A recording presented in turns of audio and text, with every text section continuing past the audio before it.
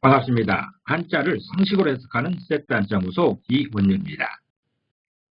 오늘은 셋단자 제333강으로 가운데라는 의미를 가지고 있는 셋단자를 해석해 보려고 합니다. 관역입니다. 관역 정중앙에 화살들이 꽂혀 있습니다. 가운데지요. 이런 가운데를 의미하는 5개 한자를 모아 셋단자로 해석해 보려고 합니다. 셋단자 들어갑니다. 가운데라는 말은 양 끝에서 같은 거리가 떨어져 있는 곳을 말합니다. 정중앙을 말하고 있는 것이죠. 이런 가운데를 의미하고 있는 5개 한자를 모아 셋단자로 해석하겠습니다. 가운데 중자입니다. 가운데 중자는 가운데를 의미하고 안이나 속을 의미하며 마음을 의미하기도 합니다. 가운데 중자는 입구자와 삐친 곤자로 구성되어 있죠. 가운데 중자를 이미지로 표현해보면 먹고 있는 이런 모습입니다. 입을 강조하고 있죠. 이 음식을 먹고 있는 입입니다. 이게 바로 가운데 중자의 표현입니다. 이런 이미지가 가운데 중자여서 가운데 중자가 표현하는 그 가운데는 사람의 입을 말하고 있습니다. 가운데라는 것은 집합체의 중심을 말하고 있는 것인데 어떤 경우에는 위치적인 중심을 말하기도 하고 어떤 경우에는 역할로서 중심을 말하기도 합니다. 가운데 중자는 사람을 관통하는 것이 무엇인가 하는 물음입니다. 사람을 관통하는 것은 입이지요. 입을 통하게 됩니다. 모든 것이 입을 통하게 되는 것이죠. 그 대표적인 것이 음식이고 말입니다. 생명의 중심이 음식이고 행동의 중심이 말이죠. 셋단자에서는 그 중에서 음식을 더 강조하라고 합니다. 입을 관통하는 것이 가운데인데 그것은 음식입니다. 가운데 중이 표현하는 가운데는 사람의 입입니다. 가운데 양자입니다. 가운데 양자도 가운데를 의미하고 중간 절반을 의미하기도 합니다. 가운데 양자는 큰대자와 덮을 멱자로 구성되었습니다. 그래서 이를 이미지로 표현해보면 여러 사람 중에 덮개를 쓰고 있는 이런 사람의 이미지였습니다. 여기서 덮개는 우산이 되는 것이죠. 이런 이미지가 가운데 양자여서 가운데 양자가 표현하는 그 가운데는 덮개 아래 사람을 말하고 있습니다. 가운데 양자는 역할로서의 가운데를 말하고 있습니다. 많은 사람들이 모여있는 가운데 한 사람을 덮개로 보호하고 있다면 그 사람이 중심인 것이죠. 요즘식으로 표현하면 그림처럼 비오는 날 중요한 분이 노천에 나섰다면 그분을 보호하기 위해서 여러 사람들이 우산으로 그분을 보호합니다. 비 맞지 않게 보호하는 것이 첫 번째 목적이고 다른 사람으로부터 보호하는 그런 목적도 있습니다. 여러 사람 중에 보호받고 있는 사람이 중심인 것이죠. 모두 중에 가운데 있는 사람입니다. 사람을 의미하는 큰대자와 어깨를 감싸고 있는 모양을 하고 있는 덮을 멱자가 결합해서 가운데 양자가 표현하는 가운데는 덮개 아래에 있는 사람을 가운데라고 표현하고 있습니다. 중심 인물을 말하고 있습니다. 절반 반자입니다. 절반 반자는 절반을 의미하고 가운데를 의미합니다. 절반 반자를 이미지로 표현해보면 소자에 해당되는 소의 이미지가 있습니다. 그리고 점 주자에 해당되는 위치의 이미지가 있죠. 이런 이미지가 결합된 모양이 절반 반자여서 절반 반자가 표현하는 그 절반, 그 가운데는 소에게 도끼가 닿는 곳을 말하고 있습니다. 옛날에 중요 행사 중에 하나는 제사였습니다. 우리들이 알고 있는 제사상을 차려놓고 절을 하는 그런 제사가 아니라 희생제물인 소나 양을 잡아서 각을 뜨고 제단 위에 올려놓아 불을 피우는 그런 번제 말입니다. 그런 제사 중에 중요한 순간은 소를 죽이는 일입니다. 소의 머리 양 미간 사이를 도끼로 내려쳤던 것이죠. 풀 해자도 그런 원리를 말하는 것인데 소 뿔과 뿔 사이를 도끼로 쳐서 가른 다음에 칼을 이용해서 둘로 쪼개는 것이죠. 그렇게 나눠진 것을 절반이라고 합니다. 절반 반자는 소를 의미하는 소 우자와 위치를 표시하는 점주자가 결합해서 소의 머리에 도끼가 닿는 위치가 절반이라고 표현하고 있습니다. 속마음 중자입니다. 속마음 중자는 속마음을 의미하고 가운데를 의미하기도 합니다. 그리고 정성을 의미할 때도 있습니다.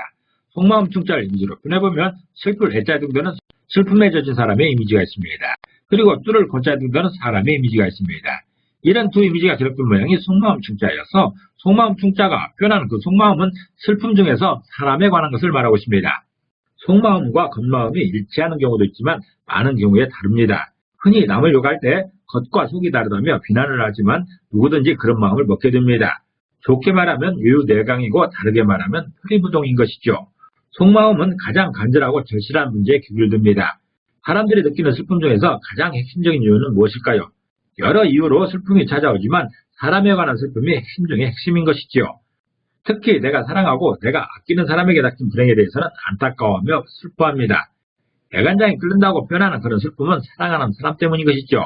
속마음 중자는 속마음을 의미하는 것인데 슬픔을 의미하는 슬플 애자 중심에 사람을 의미하는 뚫을 곤자가 결합되어 슬픔의 핵심이 무엇인가? 그 핵심이 속마음인 것인데 마음 한가운데 있는 것이라고 표현하고 있습니다. 우리들이 살면서 겪는 슬픔 중에 가장 핵심적이고 가장 슬픈 그런 슬픔이 사랑하는 사람을 생각하는 그런 마음인 것이죠. 그것을 표현하는 글자가 바로 속마음 중자입니다.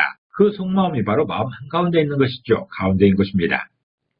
배복자입니다. 배복자는 배를 의미하고 가운데나 속마음을 의미합니다. 이 배복자는 우리 몸에 있는 배를 말하는 것이죠.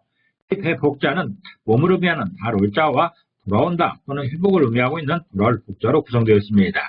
이미지로 표현해보면 여기 배를 의미하고 있는 이런 글자입니다. 이 배복자는 우리 몸에 있는 배를 의미하는 것인데 그 배는 몸에서 돌아가는 곳이다 라는 그런 표현입니다.